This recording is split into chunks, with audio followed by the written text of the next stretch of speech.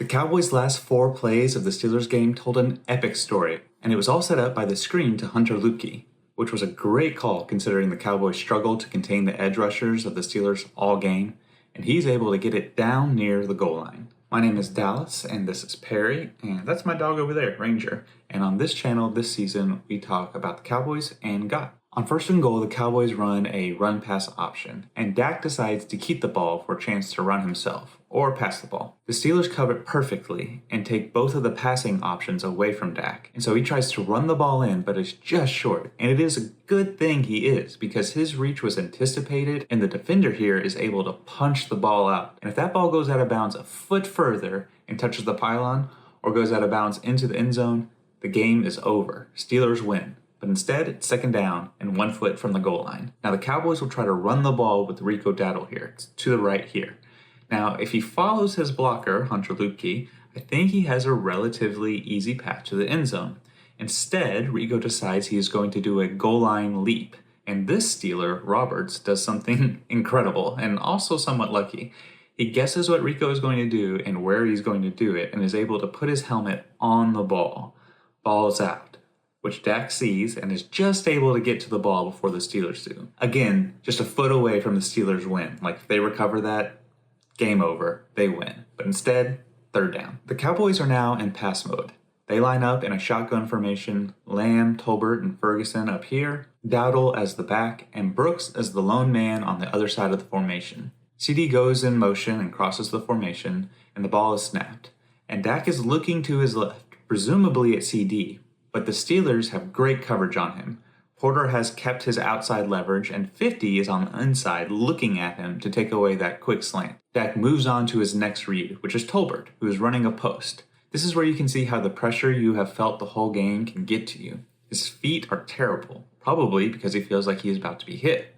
But he's not. The Cowboys made Watt go through Ferguson before he even gets to steal. Anyways, as a result, the ball skips into Tolbert, who looks to have had a step on his defender. Again, a foot up, and this is probably a sliding touchdown, but now Tolbert is slow to get up.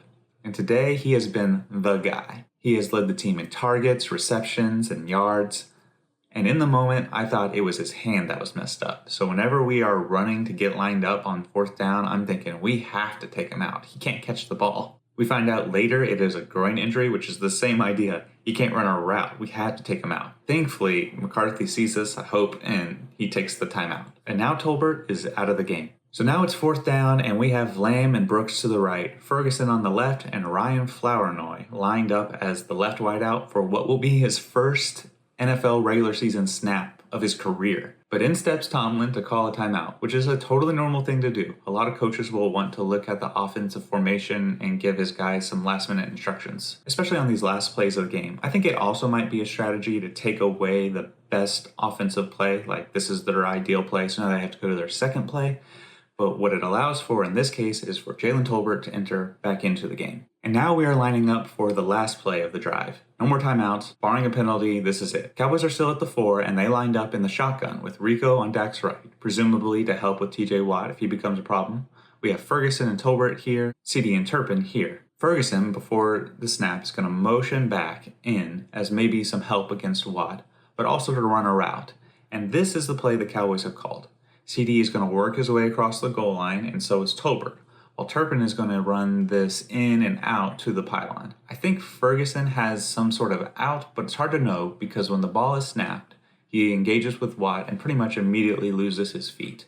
Rico late releases, but is held by this defender. 66 is going to turn to help out 73 and does so effectively, but the right tackle and the right guard have both been beat at this point. Dak has actually been watching Tolbert this whole time, and the crossing routes do their job as the 3 Steelers bunch. CD breaks through to the right, Tolbert breaks through to the left, and Dak has seen that Tolbert has just enough separation and puts a really good ball to the goal line. Tolbert makes the grab and does an amazing job holding on as Elliott tries to punch it out. The ref's hands go up, and the Cowboys win, essentially. Tolbert, who had the game-winning route the down before, but a bad ball by Dak negates that, who then had to come out of the game, who then is able to come back into the game, wins the game with an excellent catch and a brilliant display of toughness. That was fun and worth staying up for, although it was really late and I have a little one at home, and I'll be honest, I was close to falling asleep.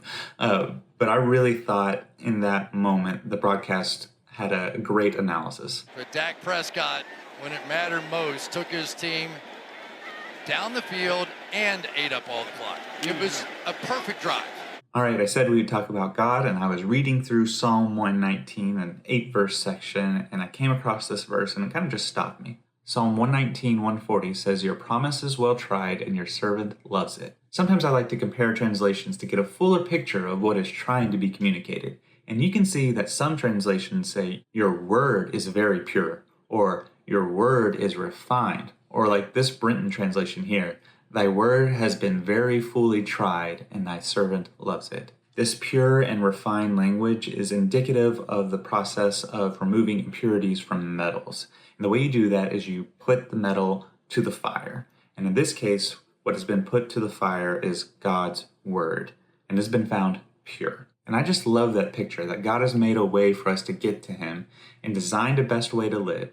And so many people have lived their lives unknowingly and possibly knowingly putting God's word to the test, trying different lifestyles in different times and in different places. And the psalmist has seen the results, and God's way is just better. He loves it. If you like this content, then I think you might also like this video. It's one of my best. That's all I got. Jesus is King.